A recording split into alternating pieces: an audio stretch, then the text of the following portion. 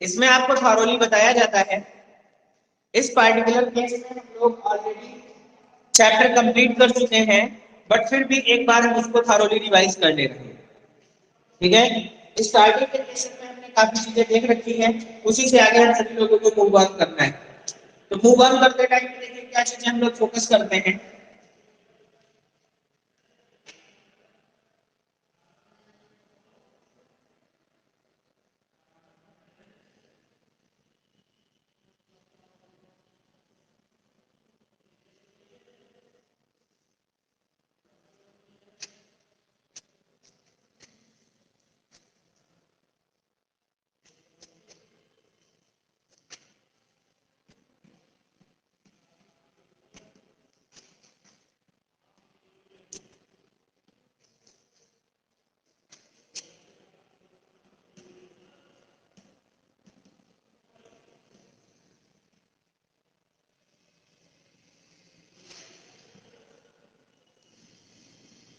ये रहा आपके पास electrical power and electrical energy. तो electrical power and electrical energy के केस में आप क्या चीज देखेंगे, ध्यान दीजिएगा। तो electrical power and electrical energy में सबसे पहले हम इलेक्ट्रिकल एनर्जी देखते हैं।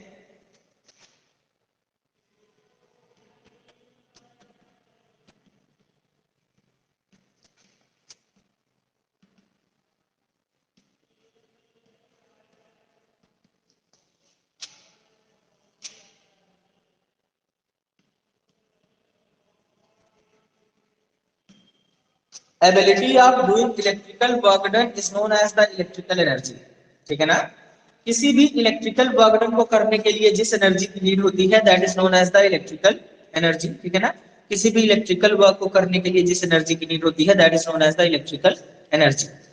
इलेक्ट्रिक पावर की अगर हम बात करें तो अभी तक एनर्जी और पावर के बारे में हमने लास्ट ईयर पढ़ा हुआ था, जिसमें हम जानते थे कि किसी भी पार्टिकुलर वर्क को करने के लिए जो क्वांटिटी की नीड होती है that is known as the energy.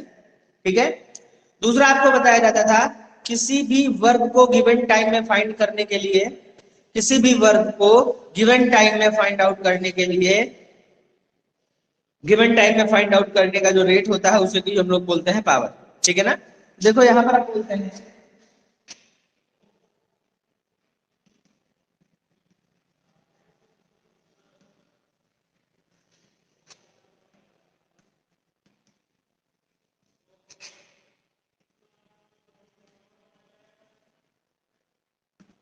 Electric work done को करने का जो रेट है, रेट का मतलब क्या रहा, टाइम के साथ जो वेरिएशन मिल रहा है उसी को हम लोग बोलते हैं इलेक्ट्रिकल एनर्जी।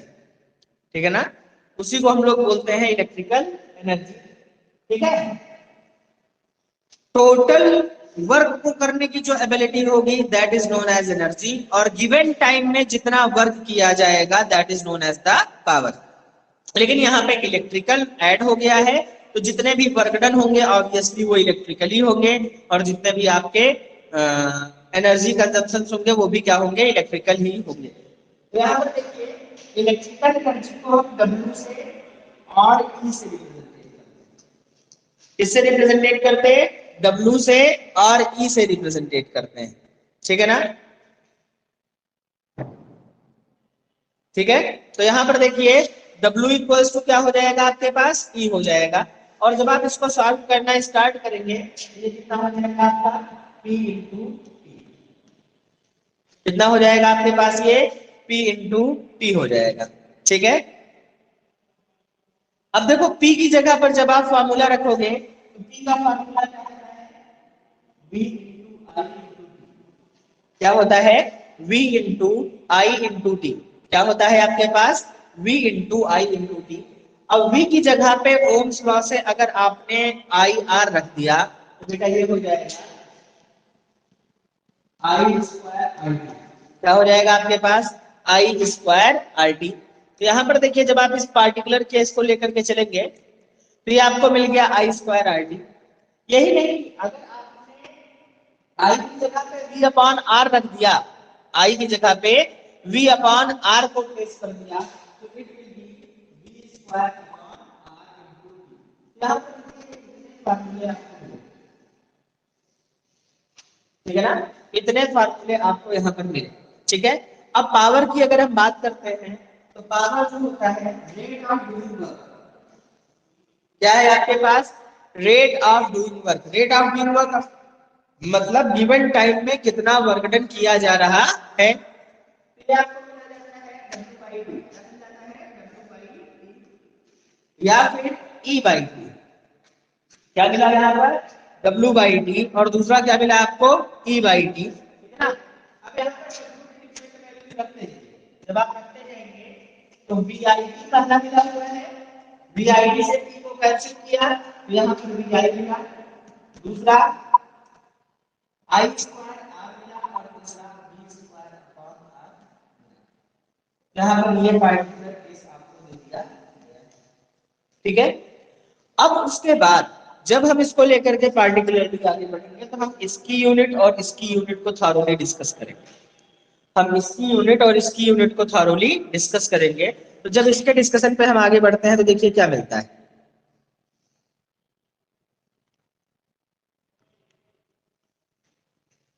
यूनिट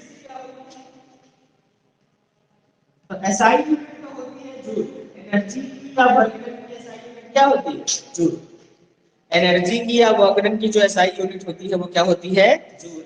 अब देखिए जब आप अदर यूनिट्स की बात करेंगे तो अदर यूनिट्स में देखिए आपको मिलता है, एक मिलता है कैलोरी, तो 1 जूल इक्वल्स टू होता है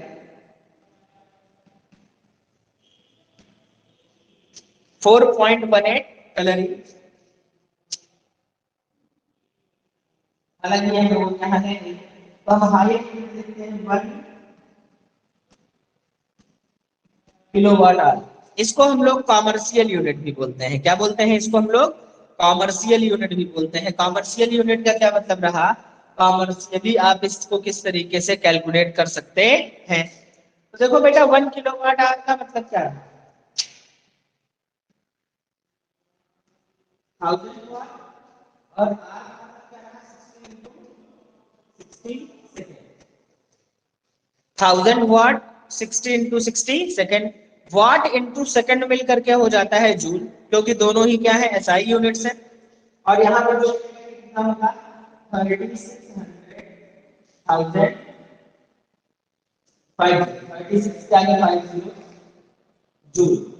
तो देखो बेटा इसको लिख सकते हैं 36 इंटू 10 टू पावर 5 जूल। और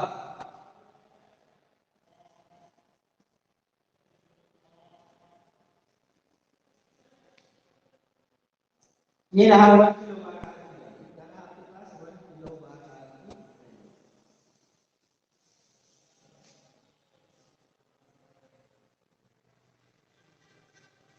1 किलोवाट आवर की वैल्यू आपको यहाँ पर ये दे दी। ठीक है ना। एक इसकी स्मॉलर यूनिट भी होती है जिसे हमें कैलकुलेट करना होता है। तो जब हम उस स्मॉलर यूनिट को देखते हैं तो क्या मिलता है, 1 इलेक्ट्रॉन वोल्ट। क्या मिलता है, 1 इलेक्ट्रॉन वोल्ट। इसकी वैल्यू होती है 1.6 into 10 to power -19। ये एनर्जी की जो है स्मॉलर यूनिट है। क्या है ये एनर्जी की स्मॉलर यूनिट। पावर की अगर हम बात करेंगे तो पावर की यूनिट जो होती है इसे हम लोग बोलते हैं वाट। फर्दर आगे इसको लिख सकते हैं किलोवाट में, इसमें लिख सकते हैं इसे किलोवाट में। ठीक है ना। अब देखिए इसकी और जो हायर यूनिट्स होंगी उसमें आपको हॉर्स पावर मिलता है। क्या मिलता है, हॉर्स पावर। तो हॉर्स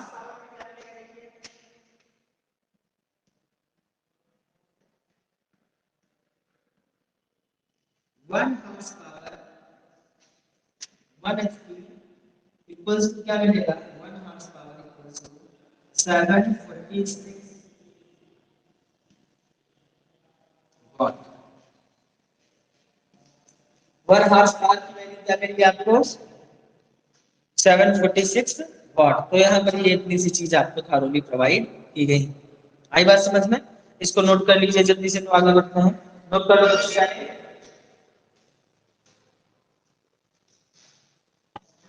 सर स्क्रीनशॉट। हाँ बिल्कुल स्क्रीनशॉट ले लीजिए।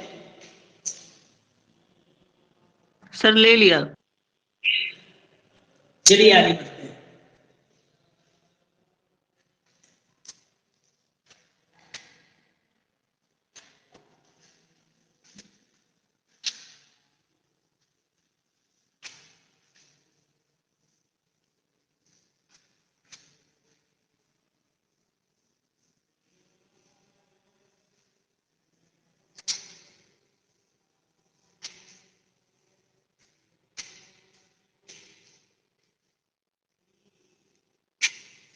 चलिए देखते हैं आगे आपको जो बताया जा रहा है इनके न्यूमेरिक सेक्शन का है, ठीक है। न्यूमेरिक सेक्शन में देखिए क्या मिलता है, जैसे आपको दिया गया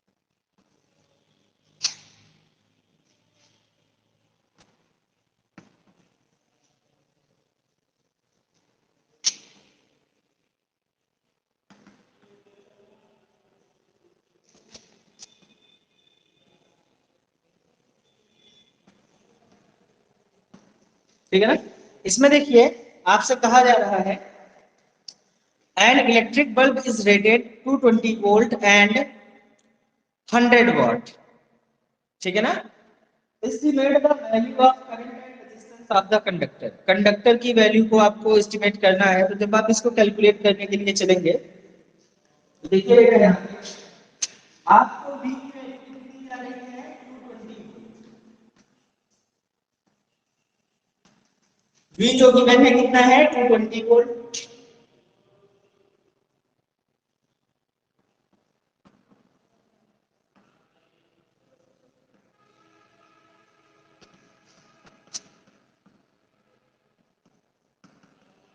आपको आई एंड आर की वैल्यू को फाइंड आउट करना है, ठीक है ना। इसके अकॉर्डिंग जब आप देखेंगे तो आपको आई एंड आर की वैल्यू को फाइंड आउट करना है। तो जब आप इसके कैलकुलेशन को लेकर भाई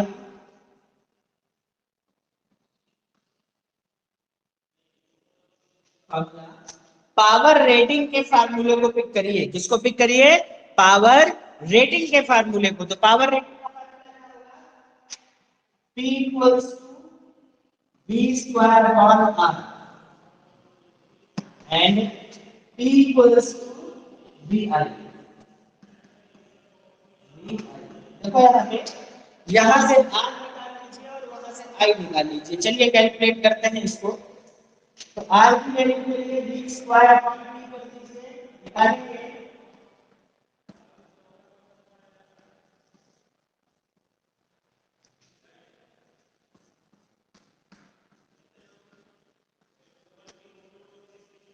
कितना रेजिस्टेंस मिल गया उस बल्ब का 484 ओम। कितना मिल गया 484 ओम, ठीक है ना। अब उसके बाद देखिए करंट को कैलकुलेट करना है। तो करंट के लिए P इक्वल्स टू VI लगाइए। तो I इक्वल्स टू कितना मिलेगा P बाई V। P की वैल्यू कितनी है 100 और V की वैल्यू कितनी है 20। कैंसिल हुआ, ये 5 आ गया और ये 11 आ गया। सॉल्व कर लीजिए। जब आप सॉल्व करेंगे तो कितना आएगा 0.45 ampere. Please note it down, जल्दी से इसका स्क्रीनशॉट ले लीजिए। तो अगले क्वेश्चन की तरफ हम लोग मूव करते हैं। जल्दी से इसका स्क्रीनशॉट ले लीजिए तो हम लोग दूसरे क्वेश्चन की तरफ चलेंगे बेटा।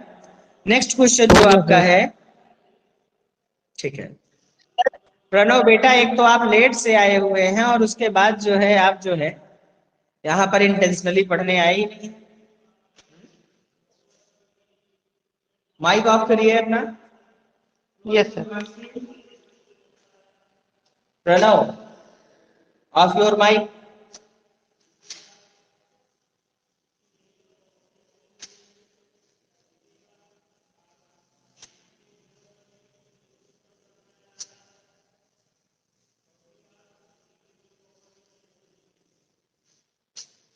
चलिए नेक्स्ट केस हमारे पास है। नेक्स्ट केस आपको दिया जा रहा है and electric bulb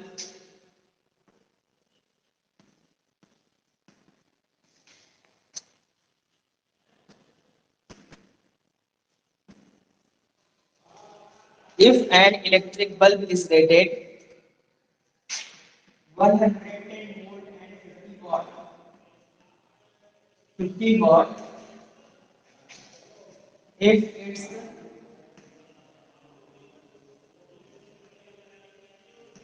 voltage becomes 220 volt, then find power। ये देखिए बेटा, पहले केस में आपको पावर रेटिंग प्रोवाइड की गई थी 110 वोल्ट 50 वॉट, ठीक है ना। दूसरे केस में कहा गया वोल्टेज अगर 220 वोल्ट हो गया तो उस कंडीशन में आपका पावर कितना होगा। तो देखो एक ऐसा फार्मूला निकालो जिसमें वेरिएबल आपका चेंज ना हो। देखो बेटा देखो इतना लंबा करना नहीं है, हमें इसको बड़े शॉर्ट में लेकर के चलना है, लेकिन समझ जाएंगे तो फिर कर लेंगे आराम से। In first case P1 equals to V1 square R में कोई चेंज नहीं होगा। क्यों? क्योंकि किसी पार्टिकुलर एप्लियंस के रेजिस्टेंस में कोई भी वेरिएशन नहीं होता है। किसी पार्टिकुलर एप्लियंस के रेजिस्टेंस में कोई भी वेरिएशन नहीं होगा। यहाँ पर V1 स्क्वायर फॉर्मूला आपके पास P2 equals to V2 square formula. देखो दोनों में ही आपको ये मिला कि यहाँ से R कितना हो जाएगा V1 square upon P1 equals, और यहाँ पर क्या हो जाएगा बेटा R। दोनों ही R की वैल्यूज है ना, जब दोनों ही R की वैल्यूज है तो यहाँ पर ना V1 square upon P1 equals to V2 square upon P2। Value को पुट करके V1 110 into 110, P1 की वैल्यू कितनी है 50, 220 अपॉन में P2। P2 की वैल्यू कितनी हो गई 200 वाट। या फिर आप सीधे सीधे देख सकते थे इस चीज को, P is directly proportional to V square। P is directly proportional to V square। Voltage कितना बढ़ा आपका 2 टाइम्स बढ़ा, तो जब वोल्टेज 2 टाइम्स बढ़ा तो 2 टाइम्स बढ़ने पर पावर में कितना चेंज होगा 2 का स्क्वायर टाइम्स, क्योंकि पहले 110 था, पहले 110 था, तो जब 110 था तो डबल कर दिया तो 220 हो गया। Yes, sir. वोल्टेज कितना बढ़ा था आपका यहाँ पर Sir, 2 times. 2 times, very good. तो पावर कितने टाइम्स हो जाएगा बेटा आपका यहाँ पर Square. हाँ स्क्वायर टाइम्स, तो 2 का स्क्वायर कितना हो जाएगा आपका 4 हो जाएगा। यहाँ पर आपको ठीक है ना। इतने पे हम सभी लोग आज की क्लास को ड्रॉप करेंगे।